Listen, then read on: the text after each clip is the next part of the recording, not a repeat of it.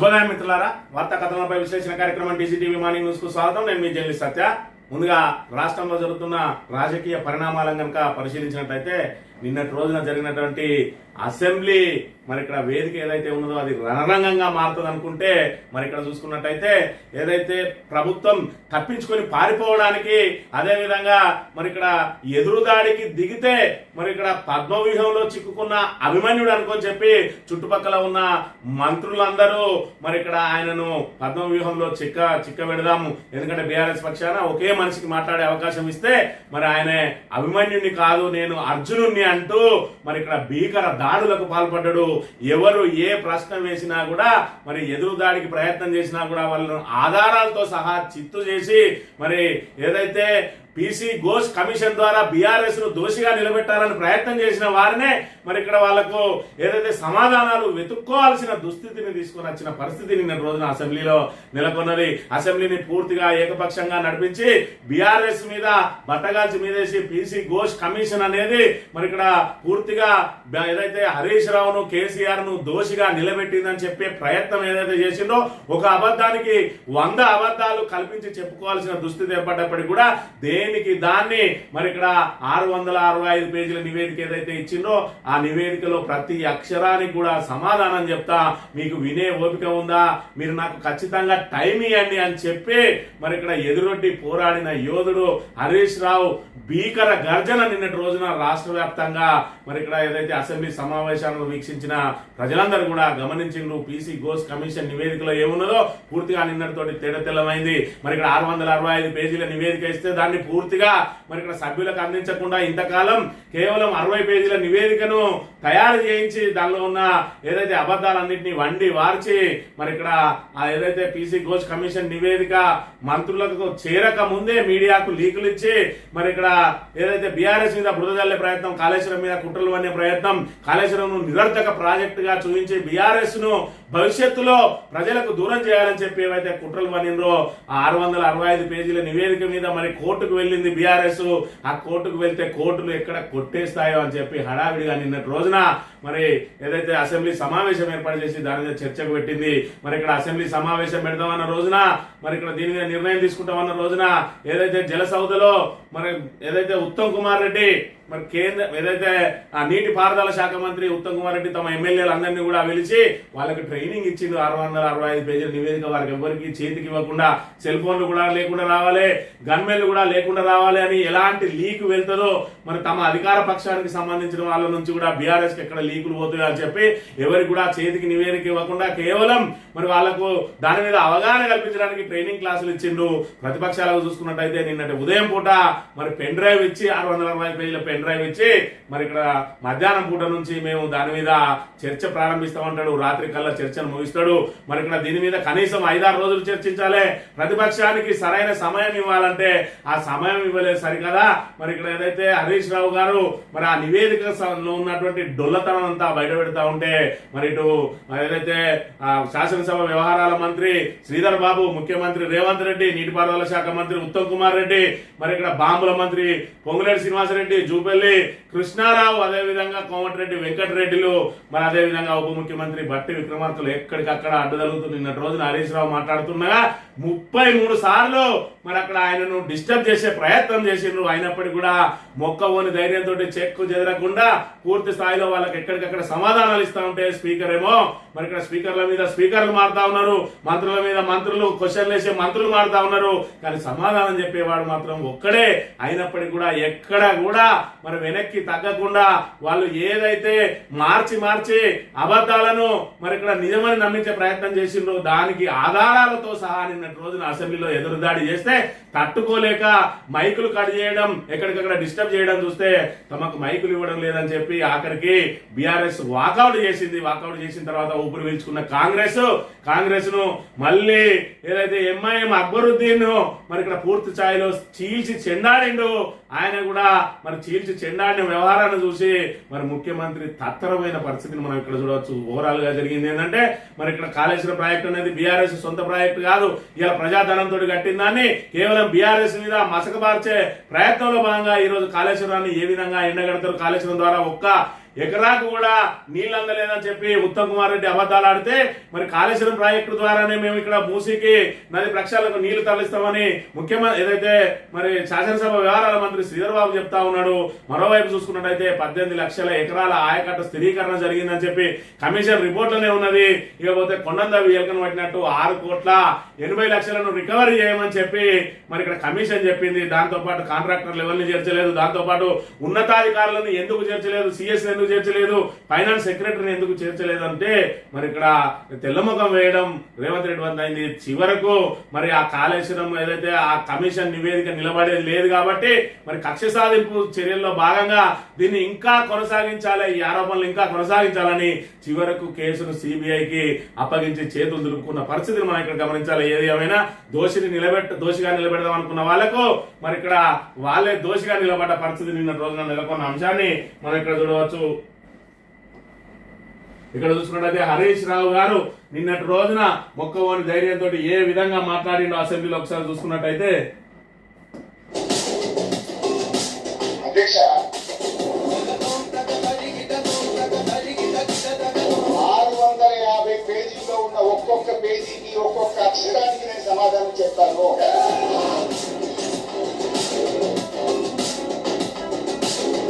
Double standards అంటే ఇది కాంగ్రెస్ పార్టీకి మీకే వస్తుంది శ్రీధర్బాబు గారు. 5 ఏళ్ళు అధికారంలో ఉంటే తమ్మిడి అట్టి దగ్గర తగ్గని మట్టి ఎందుకు తవ్వలేదు అని చెప్తా ఉన్నారు. 28 సార్లు ఇంట్రక్షన్ అయిందన్న, 28 సార్లు. ఉత్తమ్ గారు 8 సార్లు, వెంకటరెడ్డి గారు 2 సార్లు, శ్రీధర్బాబు గారు 5 సార్లు, పొంగిరెడ్డి గారు 6 సార్లు, ముఖ్యమంత్రి గారు 4 సార్లు. అప్పటి వరకు జరిగింది 28 సార్లే. ఆ తర్వాత కొనసాగితే మళ్ళీ 5 సార్లు, మొత్తంగా 33 సార్లు ఇంటరప్షన్ చేసినా కూడా మరి ఎక్కడికక్కడ చీల్చి చెండాడినా మరి ఇక్కడ ఏకైక మునగాడు ఇవాళ హరీష్ రావు అని చెప్పి యావత్ రాష్ట్ర ప్రజానీకం అంతా కూడా ఏదైతే మరి కాళేశ్వరం ప్రాజెక్టుకు సంబంధించి పిసి ఘోష్ నివేదికలో దోషిగా నిలబెట్టాలని చూసిండ్రో ఈ రోజు హీరోగా మారిన పరిస్థితిని మనం ఇక్కడ ప్రధానంగా గమనించాలి. కాళేశ్వరాన్ని మరి ఇక్కడ ప్రధానంగా వాళ్ళు 9 దగ్గర నుంచి ఎందుకు మేడిగడ్డకు మార్చిండ్రు అనే దాని విన్నే ప్రధాన ఆరోపణ చేసిండ్రు. ఓవరాల్ గా చూసుకున్నట్టయితే ఎందుకు మార్చాల్సి వచ్చిందో దాంతో పాటు సిడబ్ల్యూసీ నివేదిక, అదే విధంగా మహారాష్ట్ర నిరాకరణకు సంబంధించిన లెటర్లు, అదే విధంగా నిపుణుల కమిటీకి సంబంధించిన నివేదికను కూడా అప్పచెప్పిండు. ఆ తర్వాత వీళ్ళు ఇంకా మాట్లాడే అవకాశం ఇవ్వకపోతే చివరికి వాకౌట్ చేస్తే ఊపిరి పీల్చుకున్న కాంగ్రెస్ ను అక్బరుద్దీన్ ఓవైసీ చీల్చెండాడిన అంశాన్ని కూడా మనం చూడవచ్చు. सर हम तो वो बेबस मजबूर और लाचार लेजिस्लेचर है तेलंगाना असेंबली के जिनको ये भी नहीं मालूम कि कल असेंबली रहेगी या खत्म होगी. हमसे पूछो बोल रहे sir he has referred everything. You go through this. See, ముఖ్యమంత్రి గారు ఏ విధంగా ఆగమాగం అవుతాడో అంటే అబద్ధాలను నిజాలు చేయడానికి తంటాలు పడుతున్న పరిస్థితిని మనం ఇక్కడ ప్రధానంగా చూడవచ్చు.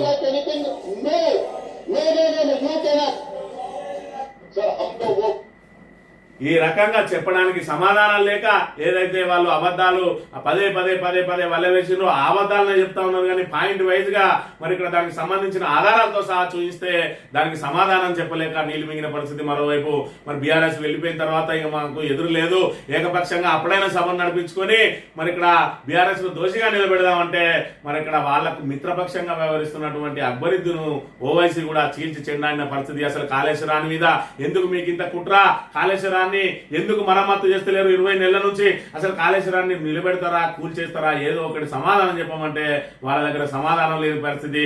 మరోవైపు ఇందులో ఎక్కడ అవినీతి జరిగిందని చెప్పి అసలు మీకు ఏదైతే అధికార పక్షంగా అవకాశం ఇస్తే నిర్ణయం మీరు తీసుకోవాల్సింది పోయి సభలకు తీసుకొచ్చి మమ్మల్ని నిర్ణయం ఎందుకు తీసుకోమంటా ఉన్నారు. అసలు యాక్షన్ టేకన్ రిపోర్ట్ ఏది, ఏటీఆర్ రిపోర్ట్ ఏది, కమిషన్ వేసిండు, కమిషన్ ఎందుకు వీళ్ళ మీద మన చర్యలు తీసుకోమని ఎందుకు చెప్పలేదు, ఏటీఆర్ రిపోర్టు ఎందుకు పెట్టలేదు, మరి మీరెందుకు యాక్షన్ తీసుకోవడం లేదు, సభ ముందుకు తీసుకొచ్చి మమ్మల్ని ఎందుకు అడుగుతా ఉన్నారు, మిగతా అన్నింటిలో కూడా సభలో పెట్టి అడుగుతా ఉన్నారు అని చెప్పి మరి ఇక్కడ ఆయన ఉతికి ఆరేసులకు ముఖ్యమంత్రి ఏ విధంగా తొత్తరపాటు గురైండో మొత్తంగా నిన్న అసెంబ్లీ సమావేశాలు చూసిన వాళ్ళందరికీ కూడా ఇలా బృహత్తరమైన కాళేశ్వరం ప్రాజెక్టును నాశనం చేయడానికి కాంగ్రెస్ ప్రభుత్వం కేవలం బీఆర్ఎస్ మీద కక్ష సాధింపు కోసం ఏ విధంగా మరి తెలంగాణ ప్రజానీకాన్ని ఇబ్బందులు పెట్టబోతా ఉన్నదనేది పూర్తిగా తేటతెల్లం సంచలనమైన పరిస్థితిని మనం ఇక్కడ ప్రధానంగా గమనించాలి.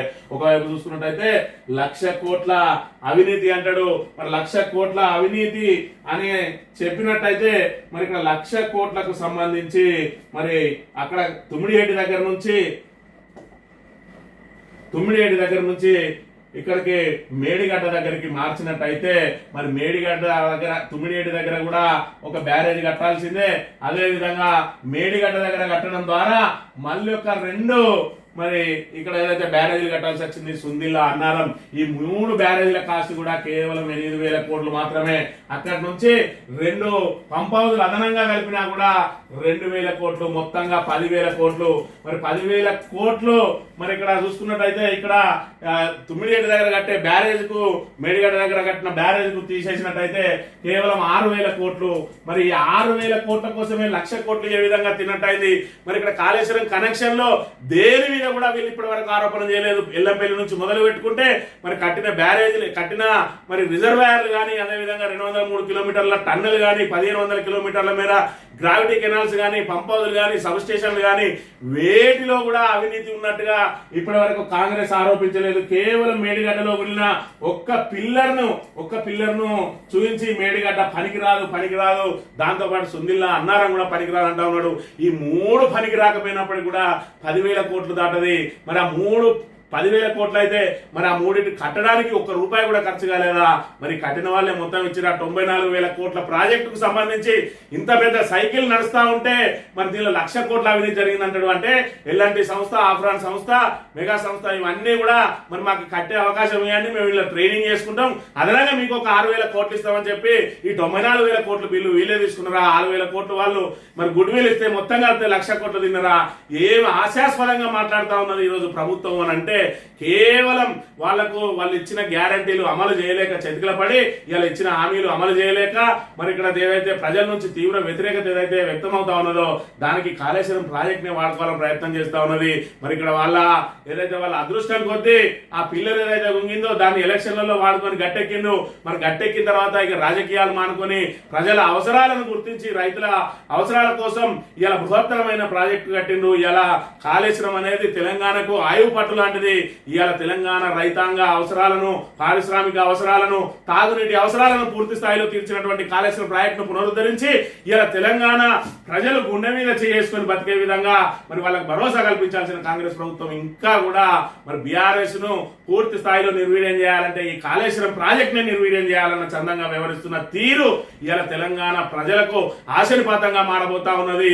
ఇలా బీసీ ఘోష్ కమిషన్ నివేదిక మరి చెత్త బుట్ట లాంటిది, అదొక ట్రాష్ అని చెప్పి హరీష్ రావు ఏదైతే చెప్పిండో ఇలా ప్రజలందరూ కూడా దాన్నే నమ్ముతా ఉన్నారు. ఖచ్చితంగా పీసీ ఘోష్ కమిషన్ నివేదిక ఎట్టి పరిస్థితుల్లో కూడా విశ్వసనీయత లేదు. కేవలం అది పీసీ ఘోష్ కమిషన్ నివేదిక కాదు, పీసీసీ ఘోష్ కమిషన్ నివేదిక అని ఏదైతే మరి ఇక్కడ చెప్పిండో హరీష్ రావు దాన్ని ప్రజలు పూర్తిగా విశ్వసిస్తున్న పరిస్థితిని మనం ఇక్కడ ప్రధానంగా చూడవచ్చు. వార్తా కథనాలు కనుక పరిశీలించినట్లయితే పీసీ ఘోష్ నివేదిక తప్పులతరగా శాసనసభలో కమిషన్ రిపోర్టుపై విరుచుకుపడ్డ బీఆర్ఎస్, సీఎం మంత్రులు పదే అడ్డుపడుతున్న చీల్చి చెండాడిన హరీష్ రావు. కాళేశ్వరంపై ఇచ్చింది చెత్త రిపోర్టు, చిత్తు కాగితం, అది పీసీ ఘోష్ కమిషన్ కాదు, పీసీసీ కమిషన్. విచారణ ముసుగులో మా హక్కుల్ని కాలరాశారు, నోటీసులు ఇయ్యలే, క్రాస్ ఎగ్జామినేషన్ ఛాన్స్ ఇయ్యలే, అందుకే తప్పుడు రిపోర్టుపై కోర్టు తలుపు తట్టినాం. చట్టానికి లోబడే పనిచేసినాం. అనేక కమిషన్ల నివేదికలు న్యాయస్థానాలు కొట్టేసినాయి. ఇందిరా అద్వానీపై కమిషన్లు కోర్టు కొట్టేసింది. కోర్టు ముందు నిలబడదని తెలిసి ఆదివారం ఆంధ్రబాదరాగా అసెంబ్లీలో ప్రభుత్వం చర్చ. నీటి లభ్యత ఉన్న చోటుకే ప్రాజెక్టును మార్చిన సిడబ్ల్యూసీ ఇంజనీర్ల సూచన మేరకు నిర్ణయం. తప్పుదో పట్టించిన సీఎం క్షమాపణ చెప్పాలి. చర్చ సందర్భంగా నిప్పులు జరిగిన హరీష్ రావు. అడుగడుగున అడ్డుపడిన సీఎం మంత్రులు. సర్కార్ తీర్పు నిరసనగా బీఆర్ఎస్ వాకౌట్. గన్ పార్క్ లో కేటీఆర్ శాసనసభ్యుల నిరసన. ఊపిరి పీల్చుకున్న సర్కార్కు అక్బర్ జలకు కీలక ప్రశ్నలతో సభలో సర్కారు ఉక్కిరి బిక్కిరి అని చెప్పి ఘోష్ నివేదిక పూర్తిగా తప్పుల తడక.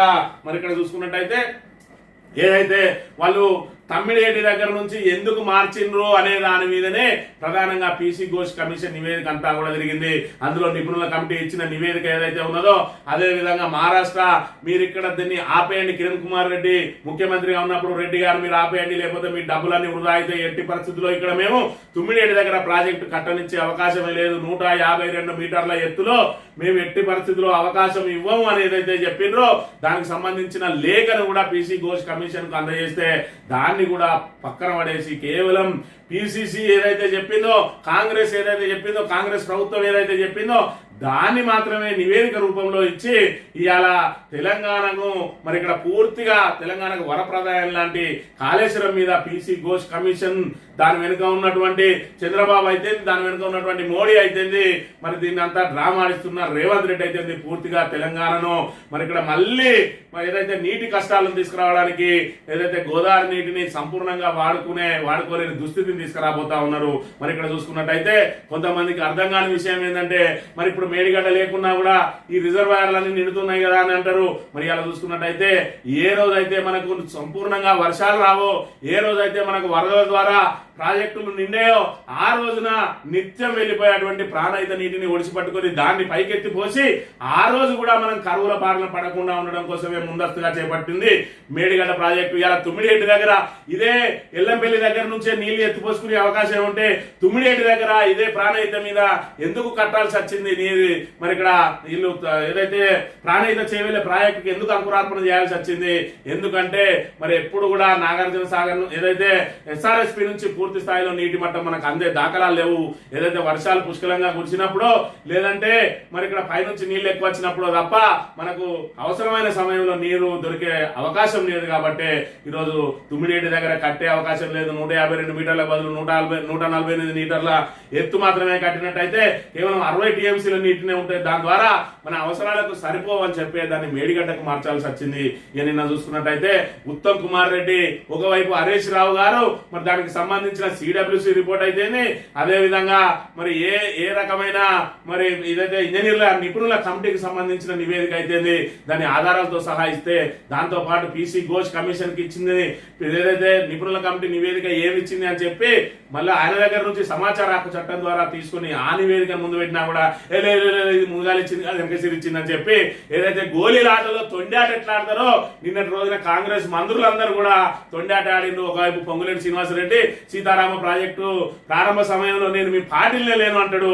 ఆయన మాట్లాడిన మాటలన్నింటినీ కూడా మరి ఇక్కడ సోషల్ మీడియాలో చక్కర్లు కొడతా ఉన్నాయి. ఆయననే కాళేశ్వరం వరప్రదాయం అని చెప్పి ట్వీట్లు చేసిన అంశాలను కూడా నిన్నటి రోజున మరి కేసీఆర్ మన హరీష్ రావు గారు చూపిస్తే ఆయన తెల్లముఖం వేసిన పరిస్థితి. జూపల్లి కృష్ణారావు అయితే మరి ఆయనకు అవగాహన లేని మంత్రులందరూ కూడా అందులో వచ్చి మరి ఇక్కడ తుమ్మిడిహెట్టి దగ్గర నుంచి 30-40 కిలోమీటర్లు ఉంటుంది మేడిగడ్డ. దాని ద్వారా అదనంగా నీళ్లు ఏ విధంగా వస్తాయి అని అంటే 30-40 కిలోమీటర్లు కాదు 120 కిలోమీటర్లు ఉంటుంది అక్కడికి.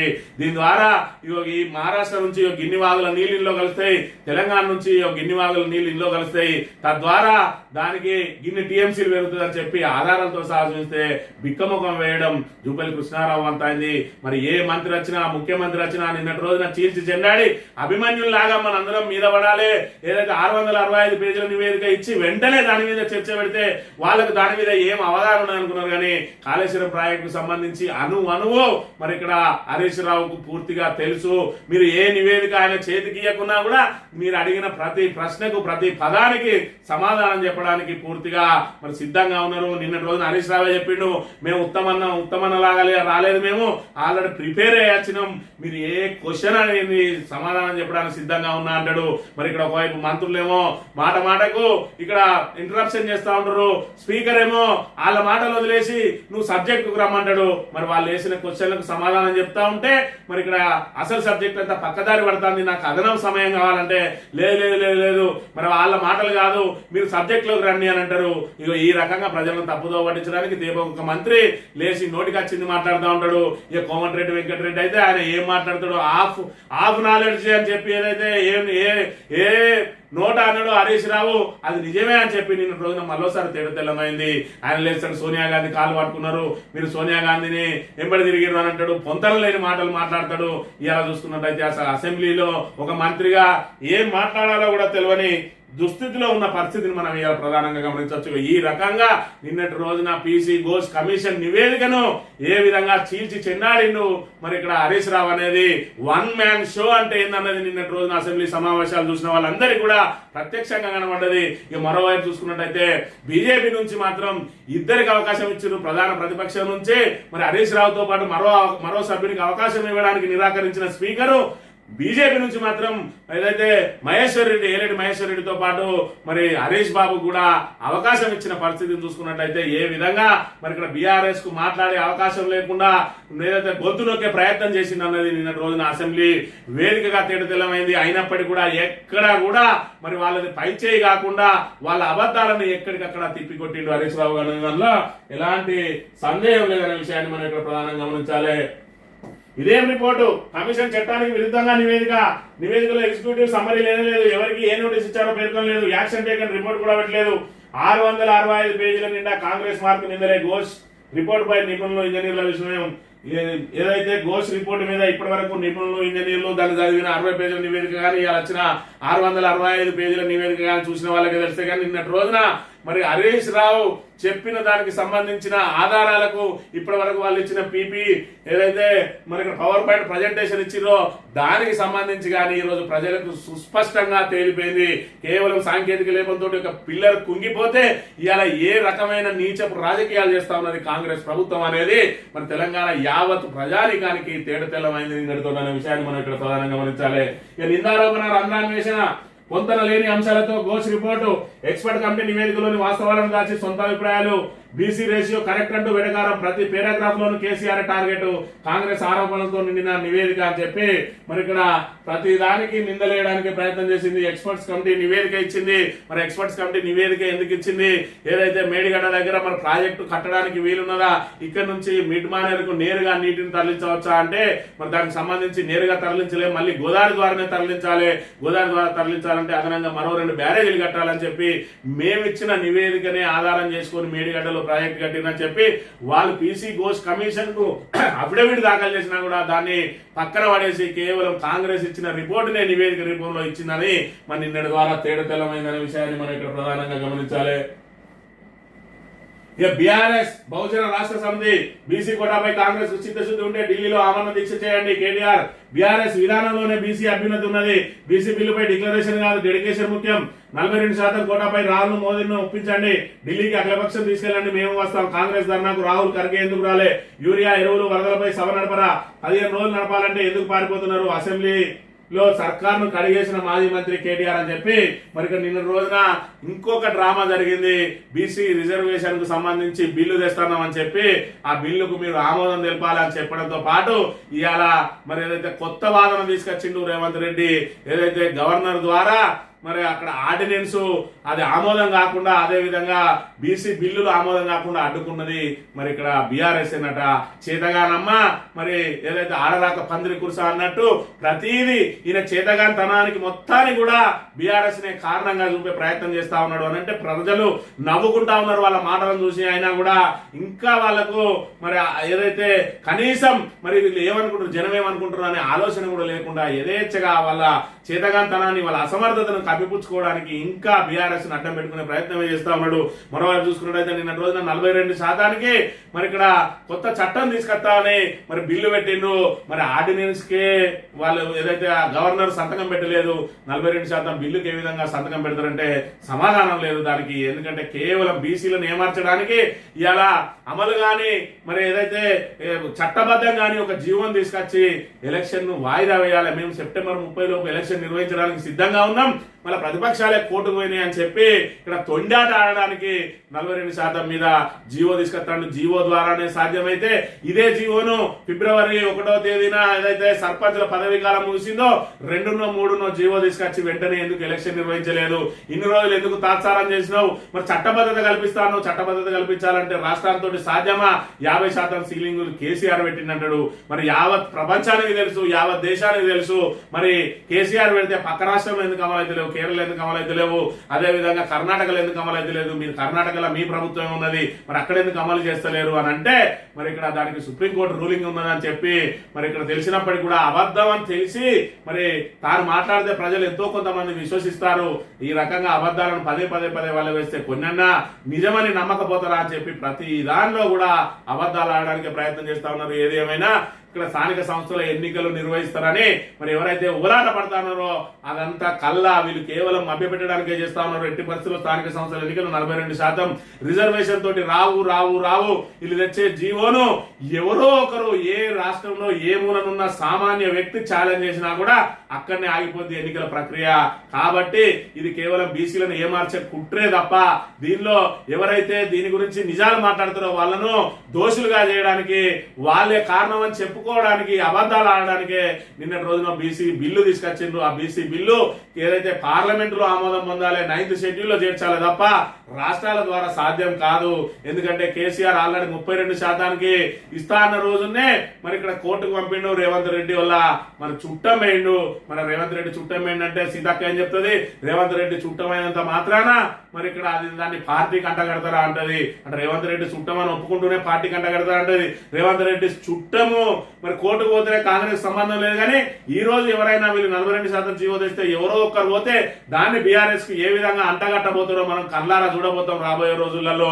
ఏది ఏమైనా 42% ఖచ్చితంగా బీసీలకు మొండి చేయి చూపెట్టింది, చేతులు ఎత్తేసింది రేవంత్ రెడ్డి ప్రభుత్వం. దానికి కప్పిపుచ్చుకోవడానికి ఏం చెప్తారు, మేము జంతర్ మంతర్ దగ్గర ధర్నా చేస్తే మీరు ఎందుకు రాలేదు బీఆర్ఎస్ అంటారు. మరి మీ మల్లికార్జున ఖర్గే ఎందుకు రాలేదు, రాహుల్ గాంధీ ఎందుకు రాలేదంటే దానికి సమాధానం లేదు.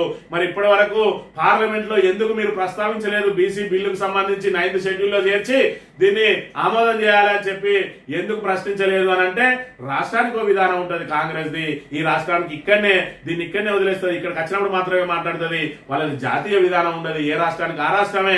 అందుకే జాతీయ నాయకులు దానిలో పాల్గొనరు. ఏ రాష్ట్రం వాళ్ళు ఆ రాష్ట్రమే కొట్టాడండి. అక్కడ ప్రజలను మభ్యపెట్టడానికి అక్కడ స్థానిక మరి మీరు సమస్యలను తీసుకొని కానీ ప్రధాన కాంగ్రెస్ జాతీయ కాంగ్రెస్ కు రుద్దకండి అని చెప్తుంది. ఇది కాంగ్రెస్ 2 నాలుకల విధానం అనే విషయాన్ని మనం ఇక్కడ ప్రధానంగా గమనించాలి. సెప్టెంబర్ 1 ఉద్యోగుల్లో చీకటి, పెన్షన్ విద్రోహ దినంగా పాటించనున్న ఉద్యోగ సంఘాలు, కంట్రిబ్యూటరీ పెన్షన్ తో కరువైన భద్రత, సిపిఎస్ దంగలకు పిలుపునిచ్చిన సంఘాలు, గర్జించనున్న ఉద్యోగ ఉపాధ్యాయులు నేడు రాష్ట్ర వ్యాప్తంగా ఆందోళన అని చెప్పి మరి ఇక్కడ పెన్షన్ విద్రోహ దినంగా ఉద్యోగ సంఘాలు పాటించబోతా ఉన్నాయట. నిన్నటి రోజునే వీళ్ళను కూల్ చేయడానికి 700 కోట్లు విడుదల చేసిన అని చెప్పి చెప్తా ఉన్నాడు. అయినప్పటికీ కూడా మా పెండింగ్ సమస్యలన్నీ పరిష్కరించాలని ప్రధానంగా కాంట్రిబ్యూషన్ మరి ఏదైతే కాంట్రిబ్యూటరీ పెన్షన్ ఏదైతే ఉన్నదో దాంతో భద్రత కరువైంది, దాన్ని ఎత్తేయాలి, ఖచ్చితంగా పెన్షన్ విధానాన్ని అమలు చేయాలని చెప్పి కూడా ఉద్యోగులందరూ పోరాడుతున్న పరిస్థితిని మనం ఇక్కడ ప్రధానంగా గమనించాలి.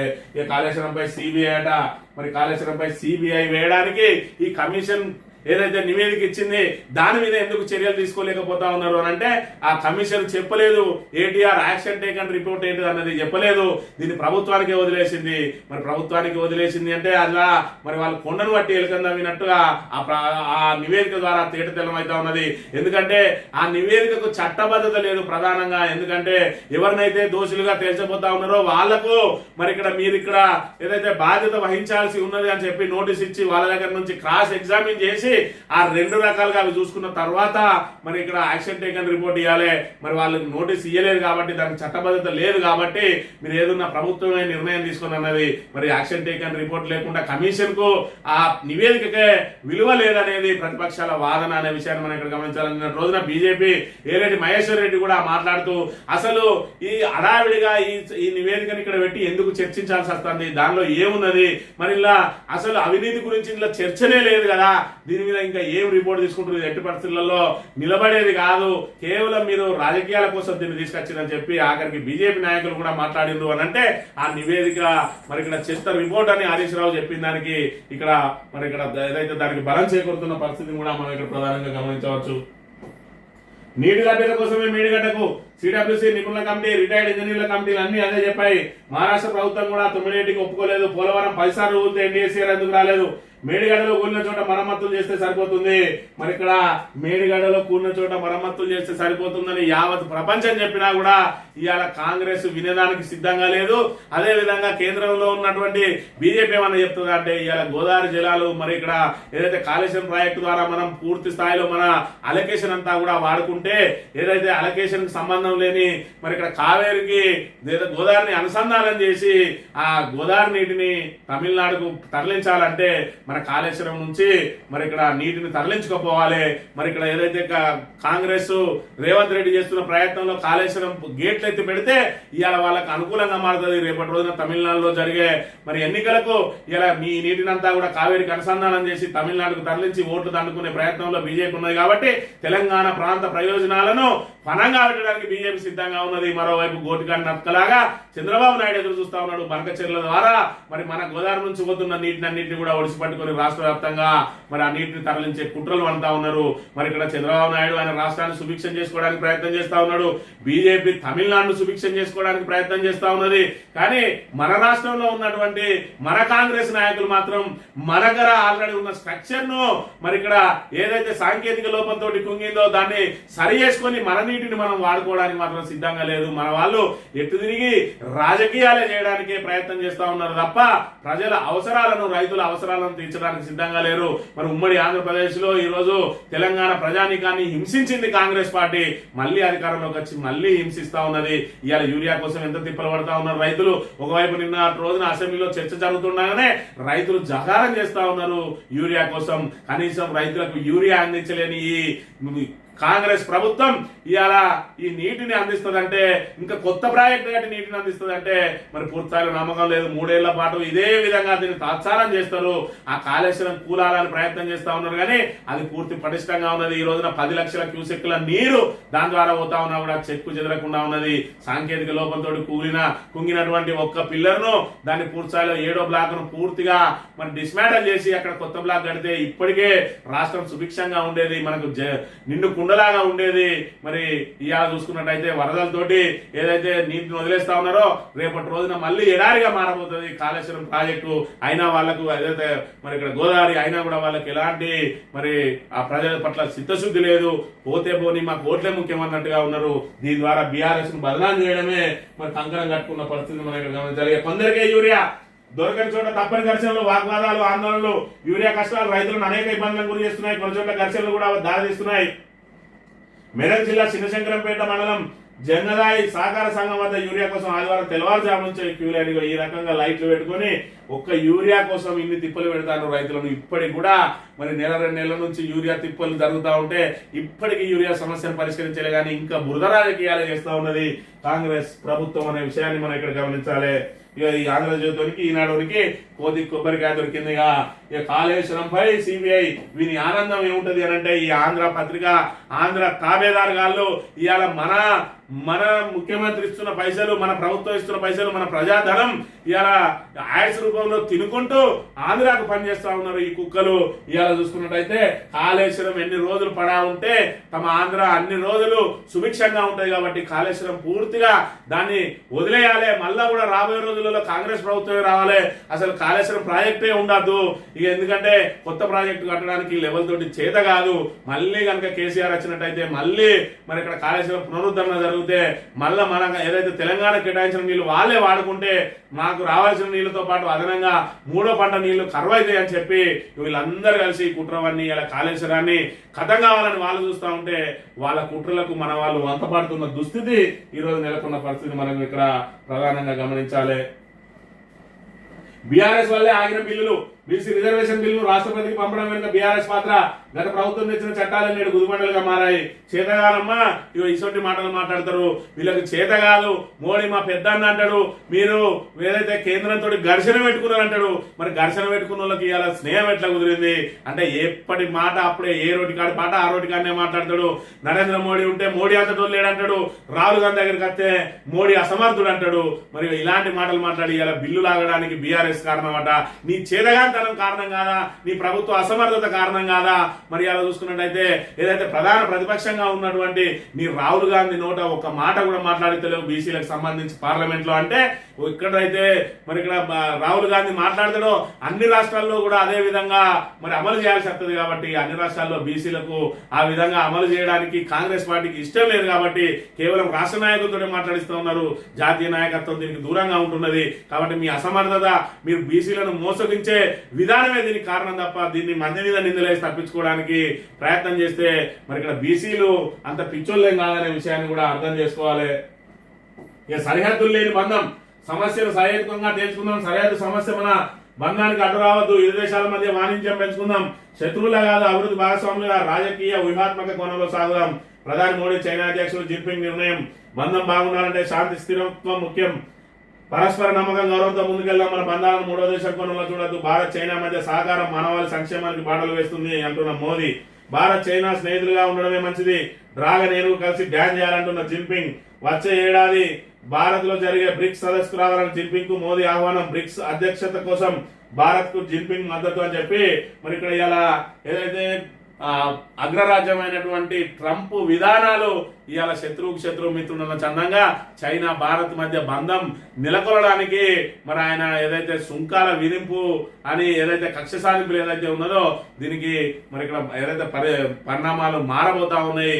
మరి ఇక్కడ దేశంలో ప్రపంచంలోని వివిధ దేశాల మధ్య బంధాలు మారబోతా ఉన్నాయి. ఏదైతే అగ్రరాజ్యం నా చేతిలోనే పూర్తి స్థాయిలో ప్రపంచం అంతా నా కంట్రోల్ ఉండాలని ఏదైతే ప్రయత్నం చేస్తా ఉన్నాడో దానికి అడ్డుకట్ట వేయడానికి బద్ద వైరులైనటువంటి చైనా భారత్లు కలవడానికి కలయికకు మరి ఇక్కడ బీజం పడబోతా ఉన్నది.